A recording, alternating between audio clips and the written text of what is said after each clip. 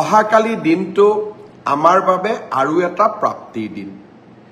আজিৰ পৰা কেইমাহমান আগতে আমি এটা আঁচনি আৰম্ভ কৰিছিলোঁ, মহিলা উদ্যমিতা আঁচনি। অৰ্থাৎ অসমৰ আত্মসহায়ক গোটৰ সদস্যসকলক ব্যক্তিগতভাৱে উপাৰ্জনমুখী কামত জড়িত কৰিবলৈ 10,000 টকাকৈ আমি সহায় কৰিম। এই 10,000 টকাৰ সদব্যৱহাৰ হ'লে ভৱিষ্যতে আমি 25,000 টকা আৰু 25,000 টকাও উৎপাদনমূলক কামত ব্যয় কৰিলে ভৱিষ্যতলৈ বেংকৰ সৈতে 50,000 টকা।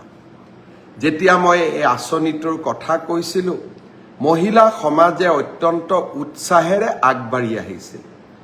আঁচনিটো ৰূপায়ণৰ নীতি নিয়ম পালন কৰোঁতে কিছু সময় লাগিলে।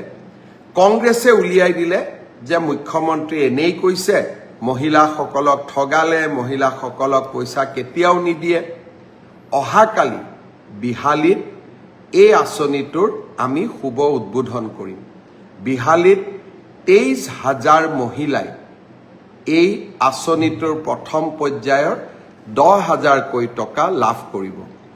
এই আঁচনিটোৰ জৰিয়তে অসমৰ আমি 27 লাখ মহিলাক 10,000 টকাকৈ প্ৰদান কৰিম, 2,700 কোটি টকা।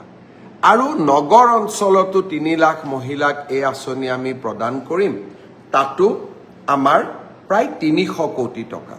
অৰ্থাৎ আমাৰ আই মাতৃসকলক উৎপাদনমুখী আৰু মহিলা সবলীকৰণৰ দিনত কালি আকৌ এটা বিশাল পদক্ষেপ। অৰুণোদয়ৰ পিছত মহিলা সবলীকৰণৰ ক্ষেত্ৰত অসমে অহাকালি আৰু এটা শক্তিশালী খোজ পেলাব। বিহালীৰ কালি সভাখনৰ বাবে নিশাটো অপেক্ষা কৰিম। মই সকলো আই মাতৃসকলক শুভকামনা জনাইছোঁ।